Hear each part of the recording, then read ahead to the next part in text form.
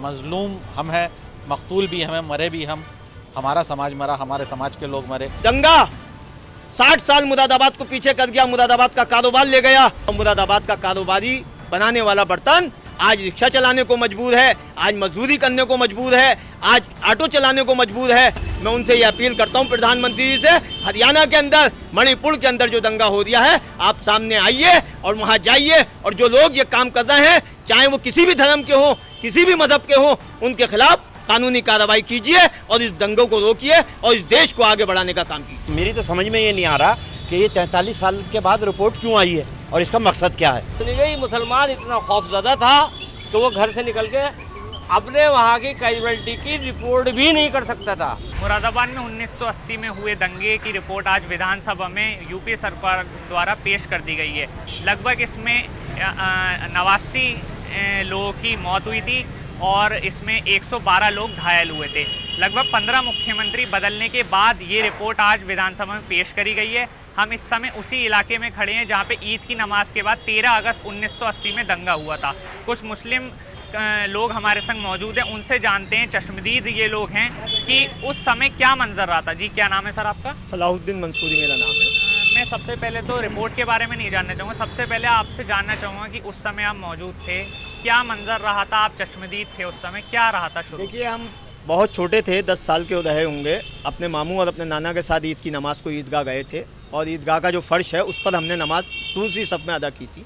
और जब दुआ के बाद वहाँ पर गोलियों चलने की आवाज़ आई और भगदड़ मची, तो फिर हमारे मामू और नाना हमें कब्रिस्तान में को निकाल कर, जो कब्रिस्तान है ईदगाह वाला, निकाल कर और मिगलानी पर को निकाल कर और पल्ली सड़क पर को निकालते हुए और वो अपने घर को लेकर आए थे बचा करके। उसके बाद हमने इस रोड पे देखा था बाहर निकल करके अपने घर से कि किस तरीके से लोगों में भगदड़ मची हुई थी, कौन कौन कैसे कैसे जख्मी लोग अपने घरों को लेकर जा रहे थे। यही रोड था, ये फिनिश रोड है और यहीं से ईदगाह को रास्ता जाता है।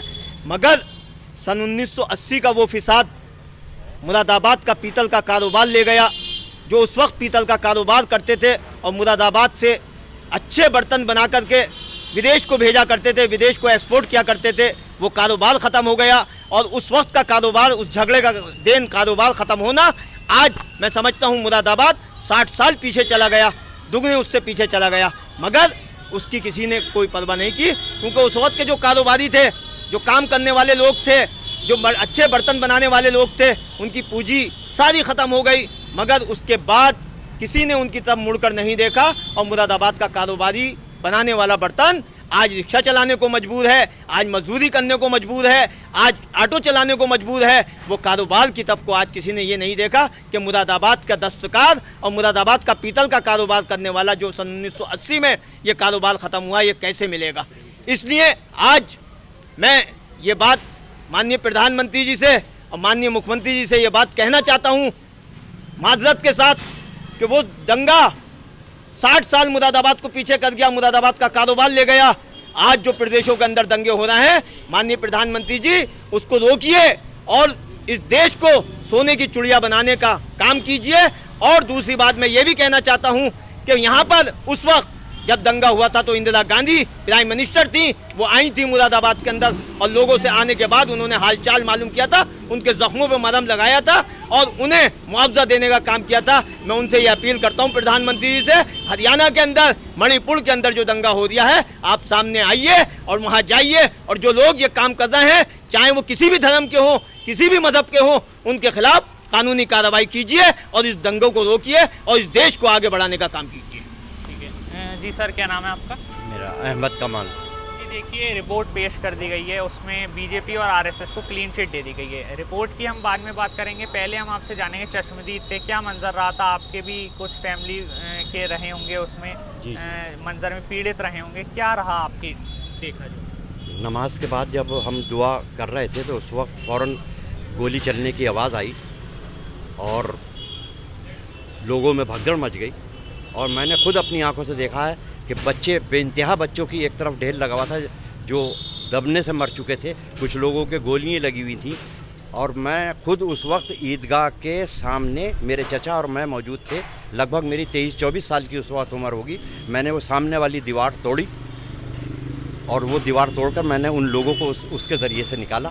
बहुत बुरा हाल था वहाँ, और बहुत जिन आँखों ने जो देखा वो अब बयान करने की हिम्मत नहीं है कि जितने लोग मरे थे। अब रिपोर्ट में कुछ भी कहा जा रहा है, डॉक्टर शमीम साहब का भी तस्करा किया जा रहा है। डॉक्टर शमीम साहब के पास सारे सबूत मौजूद थे, फ़ोटो मौजूद थे, अखबार की कटिंग मौजूद थी।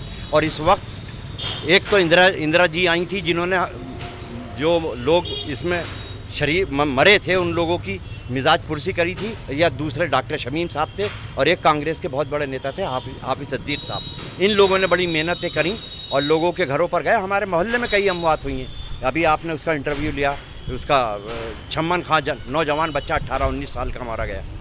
तो ये सारे हालात मैंने अपने उसमें देखे। अब मेरे लगता है कि ये जो अब 43 साल बाद रिपोर्ट आई है इसका फ़र्क नहीं पड़ने वाला किसी पे, मतलब इसका कोई रोल नहीं है अब? कोई रोल नहीं है। मेरी तो समझ में ये नहीं आ रहा कि ये 43 साल के बाद रिपोर्ट क्यों आई है और इसका मकसद क्या है। सबसे ज़्यादा ज़रूरी है हमारे मुल्क में अमन और शांति का रहना। आप देखिए कि इस वक्त क्या हालात हो रहे हैं, तमाम जगह जगह ट्रेनों के अंदर सिर्फ मुसलमानों को गोलियों का निशाना बनाया जा रहा है, अपने ऑफिसरों को नहीं छोड़ा जा रहा। आप इधर देखिए, दिल्ली की साइड में देखिए और वहाँ देखिए क्या क्या जुल्म हो रहा है। ये हिंदुस्तान सोने की चिड़िया है, इसको सोने की चिड़िया बनाने की कोशिश की जाए। और इसमें जो कुछ भी हो रहा है सब आपके सामने है। हमारे अल्लाह ताला ने हमें वो कुरान और हदीसों में बताया है कि तुम ज़मीन वालों पर रहम करो, हम तुम पर रहम करेंगे। अच्छा, बीजेपी और आरएसएस को इसमें रिपोर्ट में क्लीन चिट दे दी गई है, तो आपका क्या नज़रिया है इसमें? क्या आपको लग रहा है ये सहमत है आप इस रिपोर्ट से? उस वक्त बीजेपी थी क्या? मैं आपसे पूछना चाहता हूँ, ये 43 साल पहले बीजेपी थी। ये आज बीजेपी को ये ये रिपोर्ट पेश करनी पड़ रही है? उस वक्त कौन था? उस वक्त तो कांग्रेस थी। कांग्रेस की इंदिरा गांधी प्राइम मिनिस्टर थी, वो खुद आई और उन्होंने गरीबों के मिजाज पुरसी करी, उनको इमदाद देने का वायदा करा और उनको घरों पर जा के वो रोई हैं। मैं खुद मौजूद था ईदगाह पे जिस वक्त हो गई हैं, वो आंसू पहुँचने पर मजबूर हो गई और उन्होंने कहा कि मैं जो कुछ चाहती मेरे बस का है मैं इंशाल्लाह तुम लोगों की मदद करूँगी।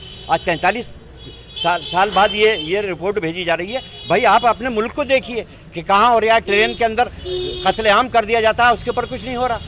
अभी ये यहाँ पर जुल्म तशद्दुद हो रहा है, लोगों की दुकानें जलाई जा रही हैं, लोगों के घरों को नेस्त नाबूद करा जा रहा है। सबसे बड़ा इंसाफ करने की ज़रूरत यहाँ पर है, आप यहाँ देखिए। जी सर, क्या नाम है आपका? मेरा नाम मुख्तार असलम है। अच्छा, ये जो 1980 दंगों की रिपोर्ट पेश की गई है, आपने भी देखा रिपोर्ट, तो क्या आप सहमत हैं इस चीज़ से? नहीं, मैंने रिपोर्ट तो नहीं देखी, लेकिन सुना है कि उसमें कुछ डॉक्टर शमीम साहब का नाम लिया गया है कि वो मैन एक्यूज्ड है। उनसे तो कोई मतलब सरोकार ही नहीं। सवाल यह है कि वहाँ पर जो झगड़ा हुआ था 13 अगस्त 1980 को सुबह 9:30 बजे बुध के दिन, तो वहाँ जो गोली चलाई थी वो तो पीएसी ने चलाई थी। वो डॉक्टर शमीम साहब कहाँ से आ गए उसमें गोली चलाने वाली, या किसी भी उसमें? बहरहाल होगा, देखा होगा। लेकिन उसके बाद जो है कोई भी मुसलमानों ने करने की कोशिश करी, उनका कुछ नहीं हुआ, उनको फौरन हटा दिया गया और किसी की कोई बात नहीं सुनी गई। मुसलमान इतना खौफज़दा था कि वो घर से निकल के अपने वहाँ की कैजुअल्टी की रिपोर्ट भी नहीं कर सकता था। अपने कोई मर गया घर में तो वो रिपोर्ट भी नहीं कर सकता था, रिपोर्ट भी नहीं हुई। तो अरे साहब, 14 दिन के बाद 2 घंटे के लिए सिर्फ कर्फ्यू खुला था और 14 दिन के अंदर ये पोजीशन रही थी कि देखते ही गोली मार दी जा रही थी। किसी को ये नहीं देख रहा कि दूध लेने को जा रहा है या किस काम के लिए जा रहा है, देखा और गोली मार दी। इस हाल में मुसलमान तो कह ही नहीं सका कुछ, और जब कहने का नंबर आया तो उसको ये कह दिया गया कि तुम साबित करो या जो भी करो। डॉक्टर शमीम साहब उसकी पैरवी कर रहे थे। डॉक्टर शमीम साहब की खता यह है कि वो पैरवी कर रहे थे मुसलमानों की। वो अपने ज़माने के नेता थे, उसके बाद वो एमएलए भी बने, कई मरतबा हारे भी, तो उनको ही बना दिया होगा। अब जहाँ तक बीजेपी और आरएसएस का सवाल है, जब ये थे ही नहीं, पैदा ही नहीं हुए थे, आरएसएस का भी कोई ऐसा खास वो नहीं था। ठीक है, आरएसएस 1919 में बनी है, लेकिन ऐसा नहीं है कि साहब वो किसी उसमें थी। या बीजेपी का तो नाम निशान भी नहीं था, तो बीजेपी को क्लीन चिट कहाँ से दे दी, आरएसएस को क्लीन चिट कहाँ से दे दी? तो जब है ही नहीं किसी चीज़, जिनके ऊपर पीएसी थी मेन, जो सब कुछ किया है पीएसी ने किया है। उस वक़्त वहाँ अब्दुल रहमान नश्तर साहब जो महाराष्ट्र के मंत्री थे, उनको यहाँ भेजा गया था कि जाके वहाँ का जायज़ा लो मुरादाबाद का, वहाँ उनके साथ हुआ क्या है। उन्होंने थोड़ा बहुत सच बोल दिया था तो उनको तुरंत हटा दिया गया था। ये हुआ। सर, क्या नाम है आपका? शिबली मियाँ। अच्छा, चश्मदीद थे आप, कुछ वहाँ का बताइए 1980 में क्या क्या रहा था? देखिए, बातें वो पुरानी हो गई, जो आज की बात है हम उसकी बात करें कि सन 1980 की रिपोर्ट 2023 के अंदर करी जा रही है। इस रिपोर्ट को पेश करके क्या साबित करना चाहती है गवर्नमेंट, सवाल इस बात का है। या गवर्नमेंट ने इसके अंदर जो लोग मृतक आश्रित थे उनको उच्च कंपनसेशन की बात करी। मुरादाबाद की जो इंडस्ट्री तबाह हो गई, सन 80 के बाद से बायर बहुत टाइम तक यहाँ नहीं आया, मुरादाबाद के एक्सपोर्ट को कितना बड़ा नुकसान हुआ। लोग इसको सांप्रदायिक दंगा कहते हैं, ये सांप्रदायिक कहीं से कहीं तक नहीं था, ये सिर्फ एक कोइंसिडेंट था कि जो कुछ भी हुआ वहाँ पर जंगली जानवर आ गया, सुअर, और उसके बाद पुलिस ने गोली चला दी, मुसलमान मारे गए। लेकिन कहीं से कहीं तक ये सांप्रदायिक नहीं था। मेरे मोहल्ले के अंदर मल्होत्रा फैमिली रहती थी जिन्हें हवेली राम कहते थे। हवेली राम की फैमिली थी। पुलिस उन्हें 3-4 मरतबा उठाने आई कि साहब आप मुसलमानों के बीच में सिंगल फैमिली हैं, वो नहीं गए आज तक। वो उसके बाद यहाँ पर सन 2000 तक रहे हैं लगभग। हिंदू फैमिली, पूरी हिंदू फैमिली हवेली राम की, मल्होत्रा प्रेस के नाम से लाजपत नगर के अंदर उनकी आज भी नस्लें हैंगी और आज भी उनसे हमारा वही भाईचारा है।